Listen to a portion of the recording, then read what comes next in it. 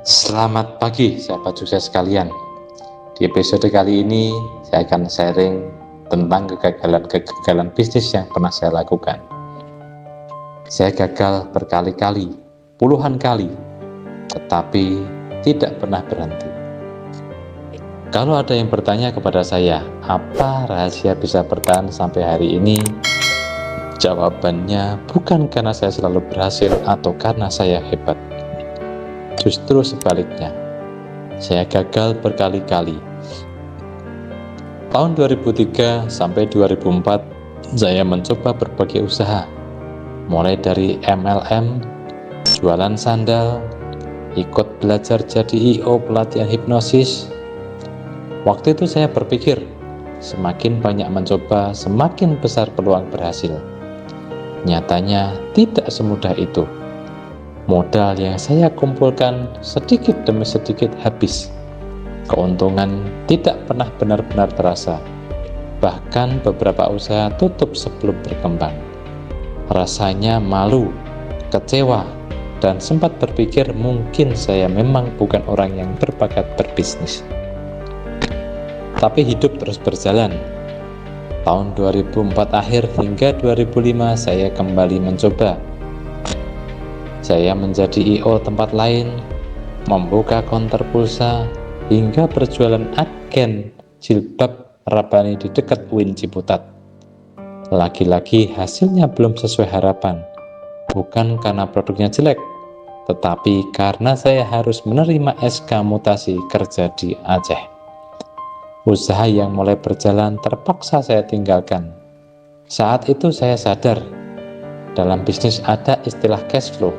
Sebagus apapun usaha, kalau arus kas terhenti dan pemiliknya tidak bisa mengelola operasional, bisnis bisa ikut berhenti. Saya sempat duduk sendiri sambil berkata, "Ya Allah, apa saya harus menyerah saja?" Namun di dalam hati saya ada suara lain yang menjawab, "Kalau berhenti sekarang, semua kegagalan ini tidak akan ada artinya." Sejak saat itu saya mengubah cara pandang. Saya tidak lagi menganggap kegagalan sebagai akhir perjalanan, tetapi sebagai biaya belajar yang tidak diajarkan di bangku sekolah. Setiap usaha yang gagal selalu meninggalkan pelajaran baru tentang bisnis yang tidak diajarkan di bangku kuliah. Kalau hari ini Anda sedang mengalami kegagalan, saya ingin mengatakan satu hal. Jangan buru-buru menyerah. Bisa jadi Anda hanya sedang mengumpulkan pengalaman untuk keberhasilan selanjutnya yang lebih besar. Kalau Anda suka cerita nyata seperti ini, jangan lupa subscribe channel Demi Waktu. Di sini kita belajar bersama tentang bisnis, keuangan, dan perjuangan membangun masa depan tanpa menyerah meski berkali-kali jatuh.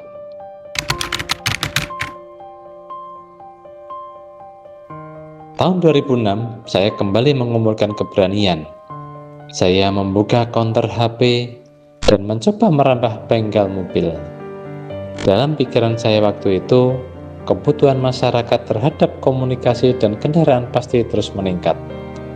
Saya mulai menghitung modal, memperkirakan BEP, bahkan sudah membayangkan usaha ini akan menjadi titik balik kehidupan saya. Tetapi, kenyataan berkata lain. Saya justru ditipu oleh orang yang saya percaya.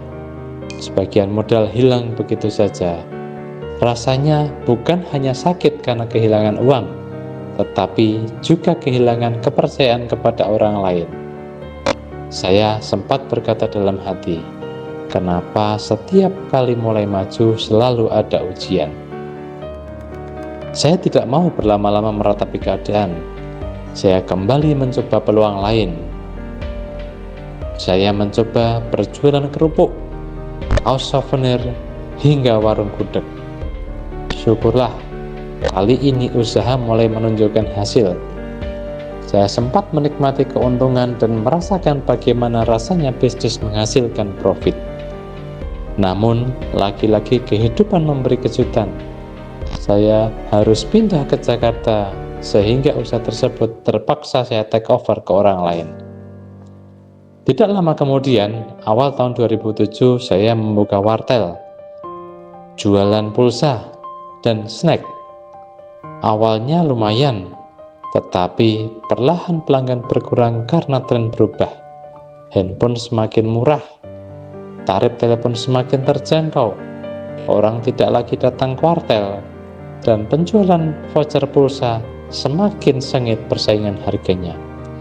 Saya akhirnya mengerti bahwa dalam bisnis, ancaman terbesar bukan hanya pesaing, tetapi perubahan zaman. Dari pengalaman itu, saya belajar satu hal penting. Jangan pernah terlalu nyaman dengan usaha yang sedang menghasilkan uang hari ini.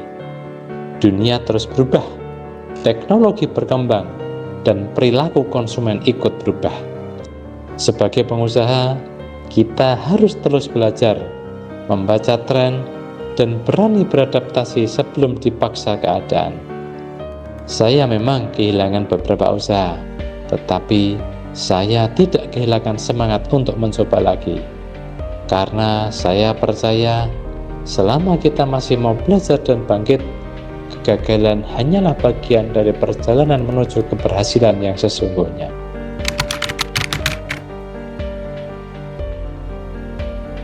Tahun 2008, saya memutuskan membangun usaha online www.bajustriphamil.com. Waktu itu saya sangat optimis karena penjualan mulai berjalan dan pesanan terus berdatangan. Saya berpikir kalau usaha ini saya tekuni, pasti bisa menjadi bisnis besar. Namun kenyataannya berkata lain. Bukannya fokus mengembangkan satu bisnis, saya justru tergoda membuka usaha lain. Akibatnya perhatian saya terbagi. 8 tahun saya menjalankan usaha ini, tetapi hasilnya hanya stagnan dan tidak pernah benar-benar melesat. Saya baru sadar masalah terbesar saya bukan karena kurangnya peluang, melainkan kekurangan fokus. Di tengah perjalanan, sekitar tahun 2011 saya kembali mencoba membuka rumah sehat, rumah nutrisi, dan toko manekin. Saya merasa semakin banyak usaha, semakin besar peluang mendapatkan keuntungan. Ternyata saya keliru.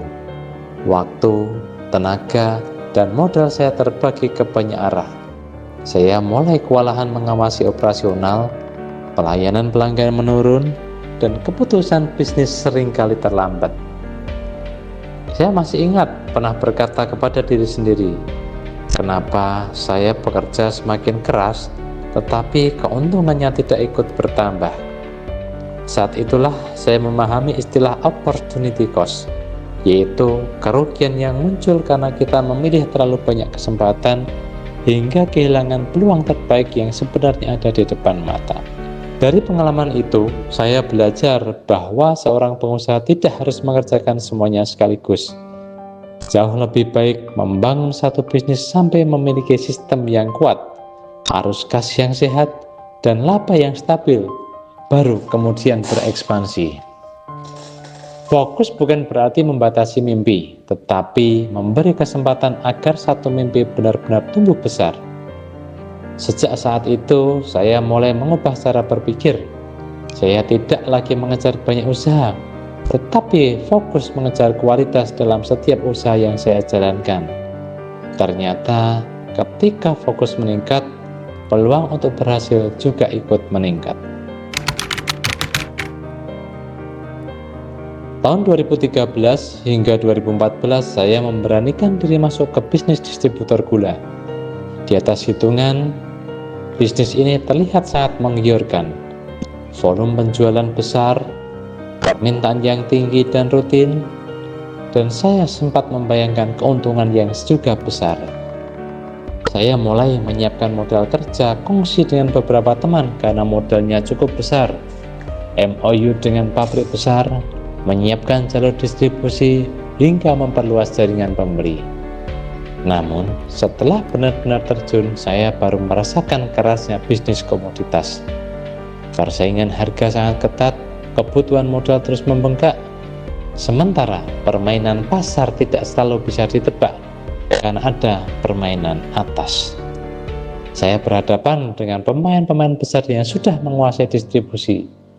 Saat itu saya sadar, bisnis bukan hanya soal berani mengeluarkan modal, tetapi juga harus memahami medan permainan. Belum lama menutup perjalanan di bisnis gula, tahun 2015 saya mencoba usaha bakso tidar. Saya berharap usaha kuliner bisa menjadi sumber penghasilan yang lebih stabil. Awalnya semuanya berjalan baik, pembeli ramai, omset harian cukup memuaskan, dan saya mulai percaya diri. Sayangnya, saya melakukan satu kesalahan besar, yaitu terlalu percaya kepada karyawan tanpa membangun sistem pengawasan yang jelas. Saya terlambat mengecek laporan keuangan, stok bahan baku, maupun stok opnam gas harian. Sampai akhirnya saya menemukan banyak kebocoran. Saya hanya bisa menarik napas panjang sambil berkata, ternyata masalahnya bukan dagangannya, tapi cara saya mengelola usaha. Pengalaman itu mengajarkan saya bahwa omset bukanlah keuntungan. Banyak orang bangga karena penjualannya besar, padahal laba bersihnya sangat kecil, bahkan negatif, karena biaya operasional dan kebocoran tidak terkendali. Sejak saat itu, saya lebih memahami pentingnya margin keuntungan, kontrol biaya, audit kas harian, dan SOP yang jelas. Kalau Anda sedang membangun usaha, jangan hanya fokus mencari pelanggan, bangun juga sistem yang membuat bisnis tetap sehat. Meskipun suatu hari Anda tidak berada di tempat, karena bisnis yang kuat bukan bergantung kepada pemiliknya, tetapi pada sistem yang mampu menjaga keuntungan tetap bertumbuh. Kalau saya melihat ke belakang, saya hampir tidak percaya dengan perjalanan yang sudah saya lewati. Mulai dari MLM, jualan sandal keliling, konter HP, IO, wartel, konter pulsa, toko jilbab Rabbani, bengkel mobil, kerupuk, kaos souvenir, warung gudeg, snack, bajuhamil.com, rumah nutrisi, toko manekin, distributor gula, sampai usaha bakso. Bahkan juga pernah mencoba membuat crowdfunding. Ada yang gagal karena salah momentum, ada yang terpaksa tutup karena mutasi kerja, ada yang ditipu rekan bisnis, ada yang kalah karena perubahan zaman, ada pula yang gagal karena kesalahan saya sendiri dalam mengelola usaha. Kalau dihitung dengan uang, memang kerugiannya tidak sedikit. Tetapi jika kita hitung sebagai pengalaman, nilainya justru tidak ternilai. Sekarang saya memahami satu hal. Dalam bisnis, kerugian bukan selalu berarti kehilangan. Selama kita mengambil pelajaran, kerugian itu berubah menjadi investasi pengetahuan. Saya belajar menajamkan membaca peluang bisnis, membaca cash flow, menghitung margin bersih, mengendalikan biaya operasional, memilih rekan usaha dengan lebih selektif, dan yang paling penting, belajar mengendalikan diri agar tidak mudah tergoda membuka terlalu banyak usaha sekaligus. Saya pernah bertanya kepada diri sendiri, apa yang membuat saya masih bertahan? Jawabannya sederhana, karena saya selalu percaya bahwa kegagalan hari ini bukan penentu masa depan saya.